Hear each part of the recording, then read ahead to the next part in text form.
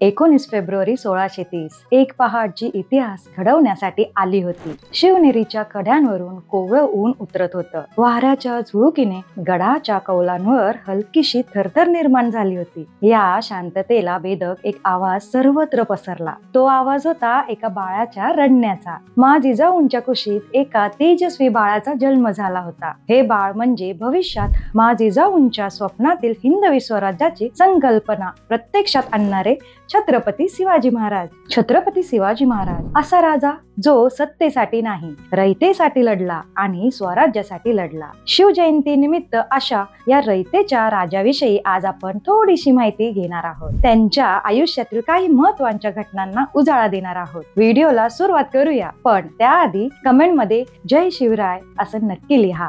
शिवरायांचं बालपण शिवनेरी किल्ल्यावर जिजाऊंच्या छत्रछायेत घडलं. जिजाबाईंच्या संस्कारात आणि दादा कोंडदेवांच्या मार्गदर्शनाखाली शिवराय लहानाचे मोठे झाले. लहानपणापासूनच त्यांच्यावर रामायण, महाभारताच्या कथा, स्वराज्याच्या कल्पना आणि परकीय अत्याचारांविरुद्ध झुंज देण्याची प्रेरणा बिंबवली गेली. जिथं सर्वत्र मुघल आणि आदिलशाहीचा धाक होता, तिथं एका बालकाच्या हृदयात स्वराज्याची पहिली ठिणगी पेटली होती. 1645 साली अवघ्या 15व्या वर्षी त्यांनी तोरणा किल्ला जिंकून स्वराज्य स्थापनेकडे पहिले पाऊल उचलले होते. त्यानंतर 1656 मध्ये रायगड किल्ला जिंकून स्वराज्याची पायाभरणी अधिक मजबूत केली. त्यानंतर 1659 मध्ये अफजल खानाचा पराभव करत त्यांनी आपल्या धैर्याचं आणि प्रसंगवदनाचं दर्शन घडवलं. अफजल खानाचा वध करून त्यांनी फक्त एक शत्रू संपवला नाही, तर स्वराज्य रूपी वादळाची भीती त्या मुघलांच्या मनात बसवली. 1660 मध्ये मुघलांनी शिवरायांचा पराभव करण्यासाठी शाहिस्त खानाला पुण्यात पाठवलं. 3 वर्षे पुण्यावर ताबा मिळवल्यानंतरही शाहिस्त खान शिवरायांना हरवू शकला नाही.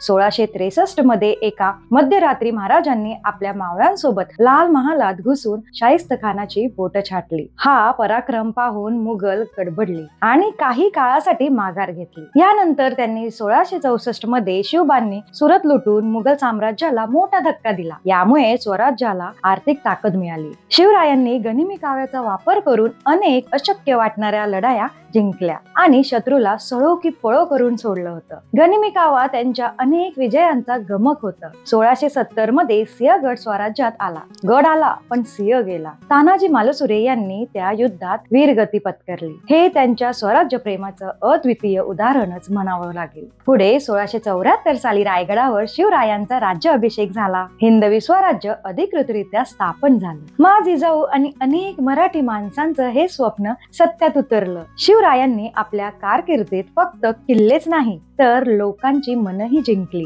त्यांनी व्यापार, जलदुर्ग आणि आरमार यांची उभारणी करून स्वराज्याला आर्थिक दृष्ट्या सुद्धा सशक्त केलं. शिवरायांचं आयुष्य सतत युद्ध, स्वराज्य रक्षण आणि अन्यायाविरुद्ध लढण्यात गेलं. 3 एप्रिल 1680 रोजी रायगडावर शिवरायांनी अखेरचा श्वास घेतला. त्यांचा मृत्यू म्हणजे एका सुवर्णयुगाचा शेवट होता, पण त्यांच्या विचारांचा, पराक्रमाचा आणि हिंदवी स्वराज्याच्या संकल्पनेचा अंत नाही. शिवरायांचं धैर्य स्पष्ट होतं. सर्वधर्म समभाव आणि लोककल्याण. त्यांनी महिलांच्या सन्मानासाठी कठोर नियम घालून दिले आणि समाजातील दुर्बल घटनांना न्याय मिळवून दिला. अशा या रयतेच्या राजाने भारताच्या इतिहासात एक नवा अध्याय लिहिला. आज 400 वर्षांनी सुद्धा ज्यांच्या नावामुळे महाराष्ट्र ताठ मानेने चालतोय, अशा लोककल्याणकारी राजाला मानाचा मुजरा. फेब्रुवारी 2025 आपण छत्रपती शिवाजी महाराजांची 395वी जयंती साजरी करत आहोत. त्यांनी दाखवलेला मार्ग, त्यांचे विचार आणि त्यांच्या पराक्रमाची कथा आजही आपल्याला प्रेरणाच देतात. त्यांचं स्वराज्य फक्त तलवारीच्या जोरावर नव्हतं, तर न्याय, समता आणि लोककल्याणाच्या तत्वांवर उभं होतं. हे आपण विसरता कामा नये. जय भवानी, जय शिवाजी. तुम्हाला माहिती आवडली असेल तर व्हिडिओला लाईक, शेअर करा आणि अशाच माहितीपूर्ण व्हिडिओसाठी प्रणिताज विश्वाला सबस्क्राईब करा. बाकी प्रणिताज विश्ववर आणखी कोणत्या विषयावर व्हिडिओ पाहायला आवडतील ते कमेंट मध्ये नक्की सांगा. पुन्हा भेटूया एका नवीन विषयासोबत. धन्यवाद.